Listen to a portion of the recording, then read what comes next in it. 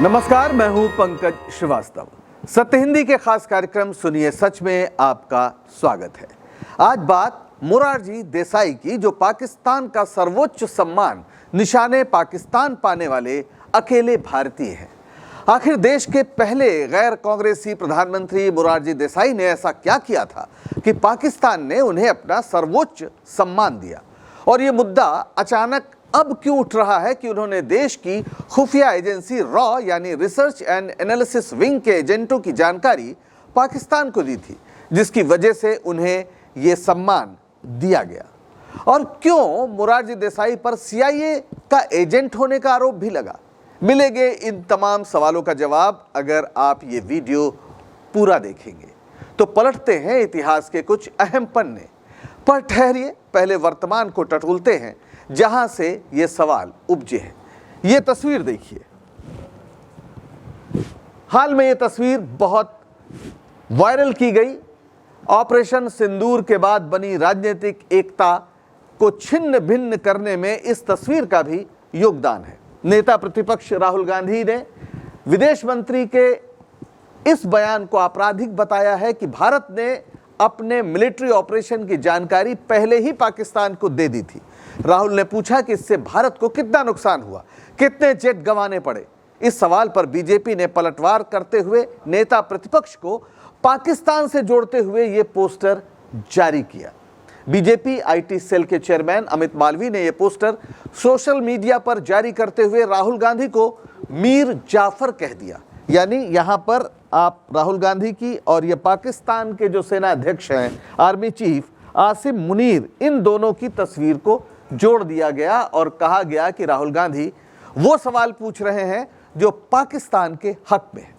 ऐसे वक्त जब सर्वदलीय प्रतिनिधिमंडल ऑपरेशन सिंदूर और आतंकवाद को लेकर पाकिस्तानी सरकार के रवैये की जानकारी देने दुनिया के तमाम देशों में जा रहा है, ऐसी टिप्पणियां अशोभनीय ही कही जाएंगी, खास तौर पर नेता प्रतिपक्ष के लिए।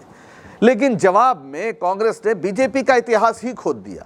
पार्टी के मीडिया डिपार्टमेंट के चेयरमैन पवन खेड़ा ने मोरारजी देसाई का मुद्दा उठा दिया और याद दिलाया कि बीजेपी के पूर्व अवतार जनसंघ ने जिस जनता पार्टी में विलय किया था, उसकी ओर से प्रधानमंत्री बनने वाले मोरारजी देसाई ने भारत की खुफिया जानकारी पाकिस्तान को दी थी, जैसे कि आज जयशंकर ने हमले की जानकारी दी है।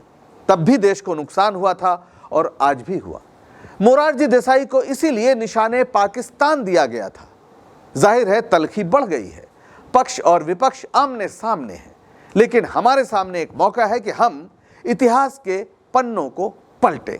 ये तस्वीर देखिए, मोरारजी देसाई और इधर निशाने पाकिस्तान।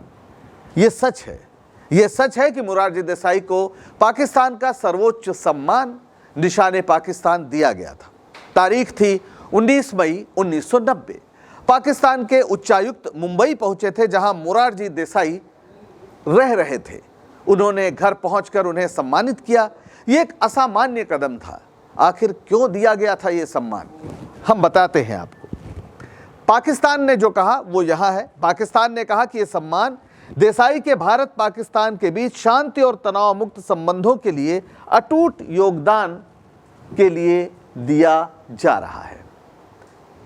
यानी पाकिस्तान ने यह माना और यह समझा कि किस तरीके से जब प्रधानमंत्री थे तब मोरारजी देसाई ने दोनों देशों के बीच जबरदस्त तरीके से काम किया था कि उनके बीच शांति हो, संबंध तनाव मुक्त हो जाए। आगे बढ़ने से पहले आइए जान लेते हैं कि मोरारजी देसाई कौन थे और उन्होंने भारत पाकिस्तान के बीच शांति के लिए किया क्या था।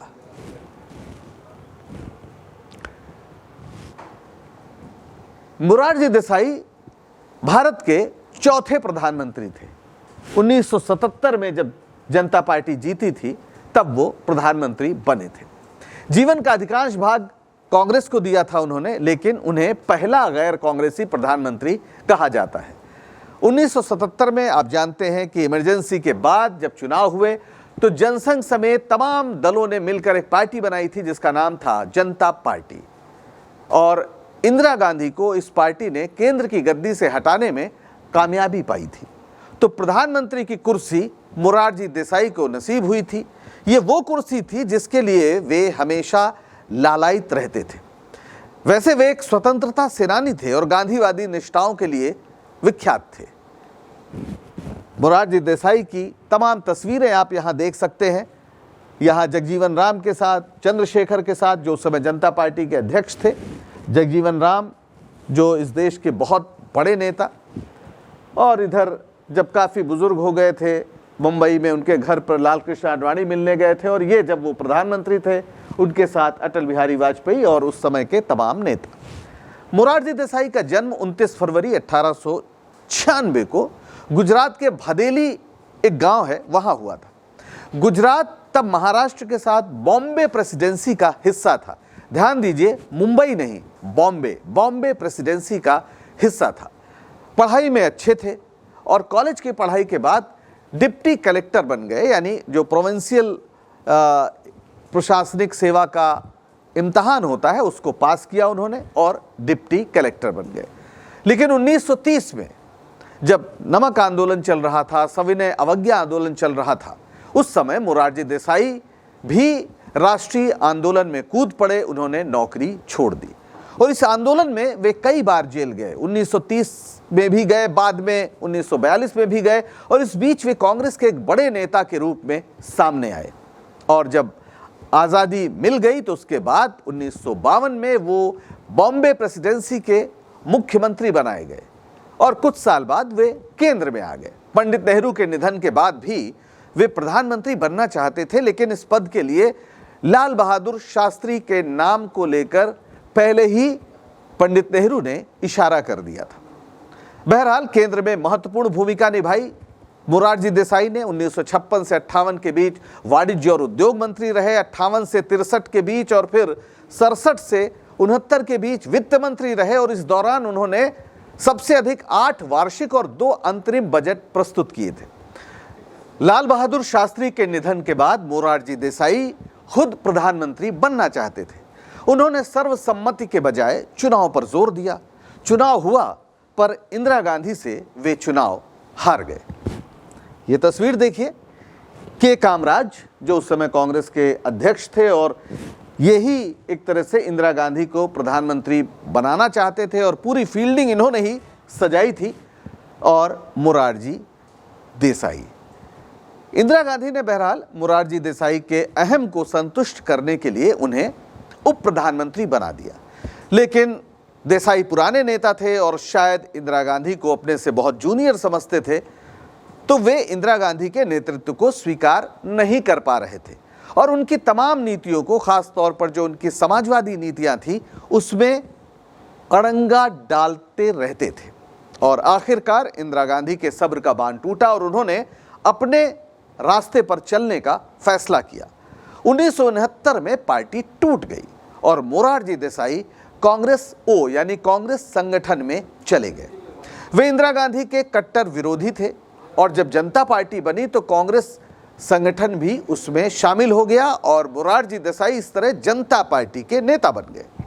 अब चूंकि वो सबसे वरिष्ठ थे तो जयप्रकाश नारायण ने कांग्रेस की हार के बाद उन्हें प्रधानमंत्री बनाने के प्रस्ताव पर मंजूरी दे दी और जयप्रकाश नारायण चूंकि संपूर्ण क्रांति आंदोलन के सर्वोच्च नेता थे तो उनकी बात सबने मान ली और इस तरह एक नया नेतृत्व देश के सामने आया।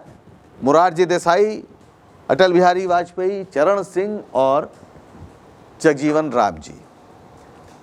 मोरारजी देसाई प्रधानमंत्री जब बने तो उसके बाद पाकिस्तान के साथ अच्छे रिश्तों पर उन्होंने जोर दिया। विदेश मंत्री का पद मिला जनसंघ के नेता अटल बिहारी वाजपेयी को।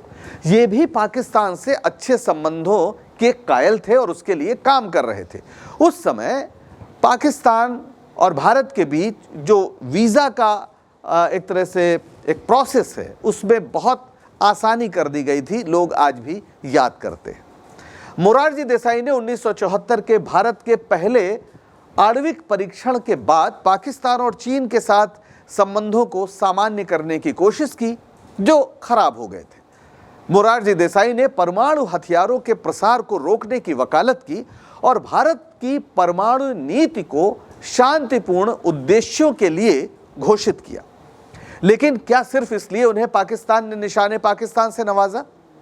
उस समय यानी 1990 में जब उन्हें यह सम्मान मिला तो भारत में बीजेपी के समर्थन से जनता दल की सरकार थी, यानी विश्वनाथ प्रताप सिंह प्रधानमंत्री थे। पाकिस्तान ने उसी समय कश्मीर में आतंकवादियों को शह देना शुरू किया था और वहां की प्रधानमंत्री थी बेनजीर भुट्टो। हालांकि आतंकवादियों को शह देने का काम उनसे पहले जियाउल हक शुरू कर गए थे, जो काफी करीबी थे, कहते हैं मोरारजी देसाई से लगातार उनका टेलीफोनिक संवाद होता रहता है।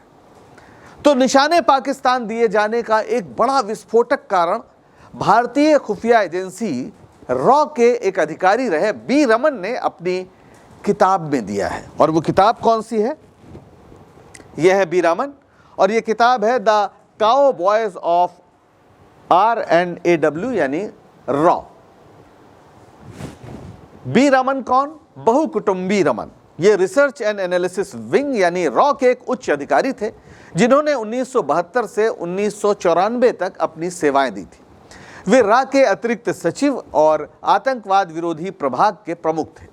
रमन को भारत के अग्रणी सुरक्षा विशेषज्ञों में से एक माना जाता था, लेकिन वे खुद RN काओ की खोज थे। RN काओ की ये तस्वीर है।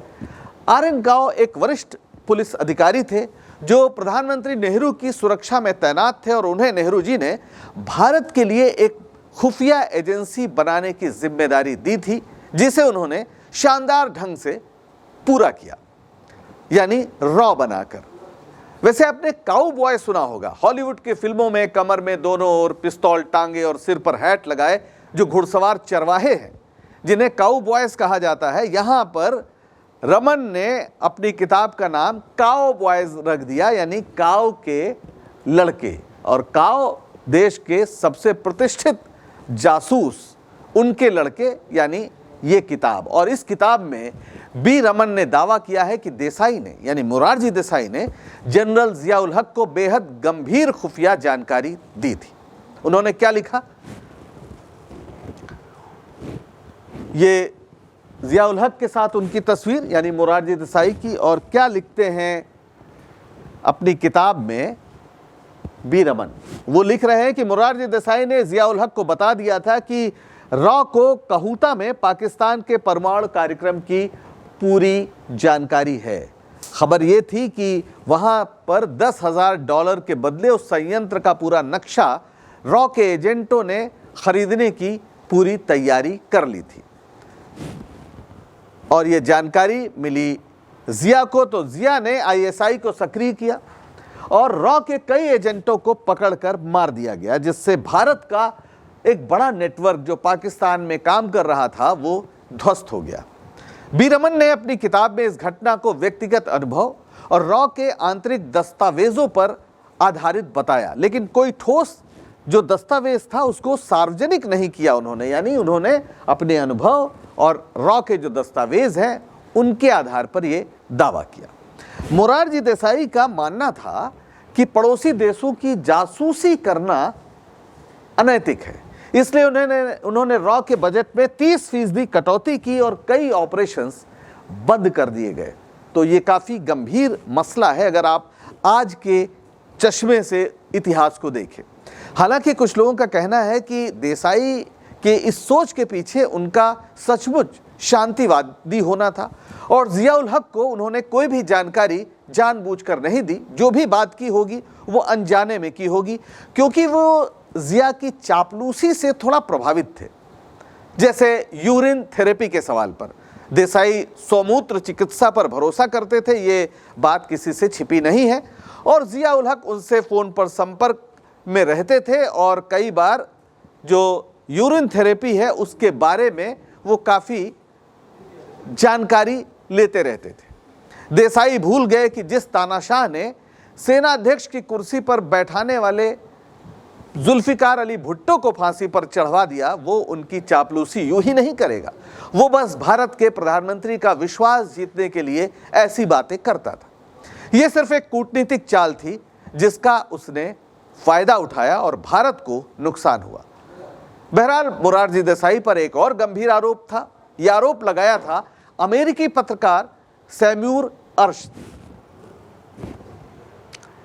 ये किताब जो सैम्यूर हर्ष की है, the price of power, Kissinger in the Nixon white house. ये किताब आई तो इस किताब ने तहलका मचा दिया। 1983 में ये किताब प्रकाशित हुई थी। इसमें एक सनसनीखेज दावा किया गया कि मोरारजी देसाई 1960 के दशक में CIA के लिए जासूसी करते थे और उन्हें प्रतिवर्ष $20,000 मिलते थे। यह आरोप देसाई की छवि के लिए बड़ा झटका था। हर्ष ने दावा किया कि देसाई ने भारत सरकार में रहते हुए तमाम गोपनीय जानकारी CIA को दी थी। देसाई ने इसे पागलपन करार दिया और हर्ष के खिलाफ फिर $50 मिलियन का मानहानि का मुकदमा दायर किया। वे इसके लिए खुद अमेरिका गए। यह मुकदमा 1989 में शिकागो की अदालत में एक नतीजे पर पहुंचा और उसमें देसाई ये मुकदमा हार गए। अदालत ने क्या फैसला किया वो सुने आप। अदालत ने कहा कि हर्ष पर मानहानि का दोष नहीं लगाया जा सकता क्योंकि देसाई ये साबित नहीं कर पाए कि आरोप झूठा था या लापरवाही से प्रकाशित किया गया था। अब इसका तो बहुत गंभीर मतलब होता है, लेकिन बहरहाल मोरारजी देसाई का एक सम्मान था और उनकी उम्र बहुत ज़्यादा थी, 93 साल थी। यकीनन एक बड़ा झटका तो था ही। देसाई की सादगी और ईमानदार छवि की वजह से ऐसे आरोपों पर तमाम लोगों ने यकीन नहीं किया। लेकिन खुफिया एजेंसियां सिर्फ लेन देन में भरोसा कहाँ करती हैं, वे किसी के सोच विचार के आधार पर भी उसके इस्तेमाल की कला जानती हैं। हो सकता है मोरारजी देसाई भी इसी का शिकार हुए हों। 10 अप्रैल 1995 को 99 साल की उम्र में दुनिया छोड़ने वाले मोरारजी देसाई एक विवादास्पद विरासत तो छोड़ ही गए हैं, जो गाहे बागाहे आज के राजनीतिक विवादों का एक कोण बन जाती है। आज के लिए बस इतना ही। उम्मीद है कि सच बताने का हमारा ये सिलसिला आपको पसंद आ रहा होगा। आप इस कार्यक्रम को लाइक करें, शेयर करें और चैनल को सब्सक्राइब करें। साथ में सत्य हिंदी का ऐप भी डाउनलोड करें, जिसका पता वीडियो के साथ दिए गए डिस्क्रिप्शन में आपको मिल जाएगा। तो दीजिए इजाजत और बने रहिए सत्य हिंदी के साथ। नमस्कार।